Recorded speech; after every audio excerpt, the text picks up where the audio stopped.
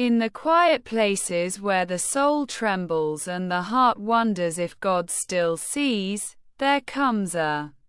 moment when his voice begins to rise like a soft whisper cutting through the noise of fear, and in that moment it feels as if heaven itself leans close to speak strength into weary bones, and this is the message that came to Eliora in the hills of West Marin, a message that began not with thunder but with a stillness so deep she felt as if time itself bowed to it, for as she stood beneath the early morning sky, watching the pale gold of dawn stretch across the horizon, a divine presence surrounded her like a warm wind, and she knew without being told that God was near, guiding her footsteps the way he guided the children of Israel through the wilderness. Yet this time, instead of a pillar of cloud or a pillar of fire, he sent a messenger of light, Seraphiel, an angel whose voice felt like scripture unfolding, who called her by name and said, "Do not fear the season you are walking through, for the Lord your God goes before you, behind you, and beside you. Your tears have not been lost in the earth, your prayers have not gone unheard, and your enemies have not gone unnoticed." The moment these words touched her spirit, Eliora felt the weight she had carried for years begin to loosen as if unseen chains were breaking link by link. And yet Seraphiel continued, telling her that God had seen the betrayal that wounded her, the silence that isolated her, the nights she lay awake questioning her purpose, and the people who whispered her name with intentions darker than shadows, but God in his mercy had already stepped into her future and rearranged what the enemy meant for harm, and as the angel spoke, the wind began to swirl around her feet like the breath of heaven, reminding her of Psalm chapter 91, that those who dwell in the secret place of the Most High shall rest in the shadow of the Almighty, and resting is exactly what God wanted her to learn again, not resting in comfort, but resting in trust. Even as Seraphiel described how doors would open, how hidden things would be revealed, and how God was preparing a table in the presence of those who once mocked her, Eliora felt a trembling rise in her chest, not of fear but of holy conviction, the kind that comes when the Lord shows you that He has been protecting you from battles you didn't even know existed, and suddenly she remembered every moment she almost fell, every time she almost gave up, every season she thought was the end, and realized it was God's hand lifting her when she didn't have the strength to lift herself. Seraphiel spoke of new beginnings in the city of Rionda, of divine assignments that would reconnect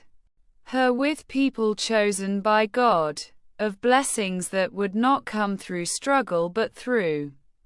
surrender, and of a healing that would touch not only her heart but her household. And the more he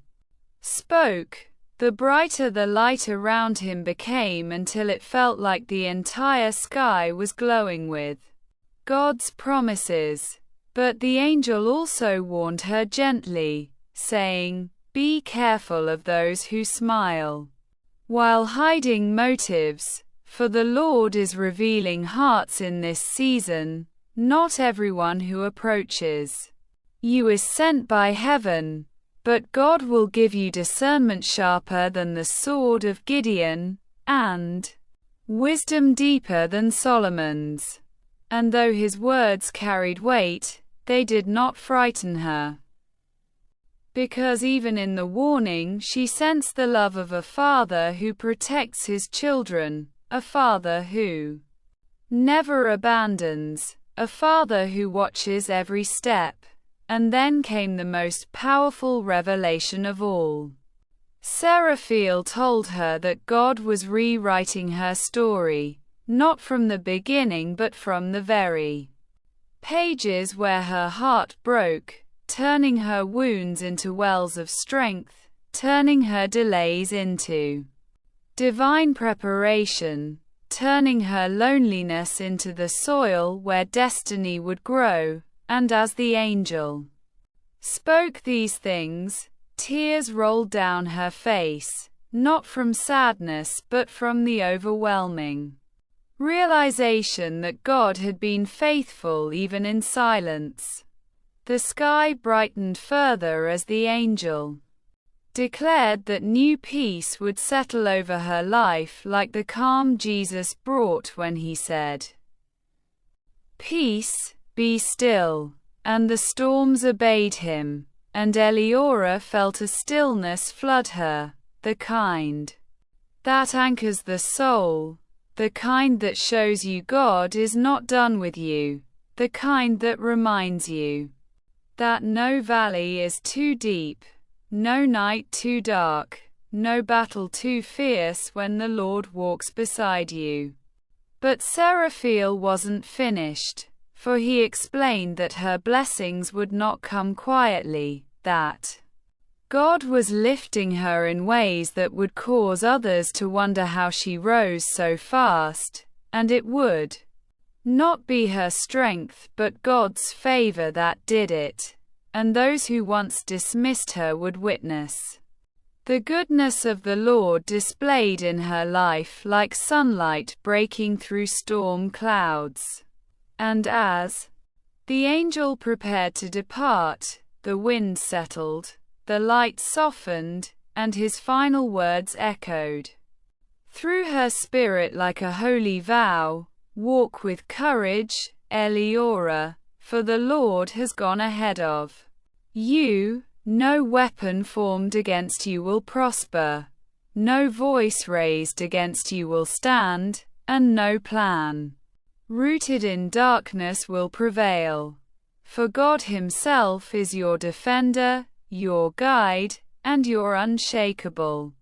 foundation." When he vanished, the world around her felt both new and familiar, as if God had breathed fresh life into the very air, and she knew in her heart that this encounter was not just a message for her alone but a testimony that when God steps into a story, he does not step in halfway. He restores, he protects, he elevates, he heals, and he brings purpose out of every broken place. And the lesson that settled in her spirit was one she would carry forever, that faith is not about seeing the path clearly but trusting the one who walks beside you, and when God whispers, "Be still," it is not a command to wait. It is an invitation to witness his glory unfold in ways more beautiful than anything the human heart could ever imagine. Type yes if you believe in God. Type 1111 if you believe in God.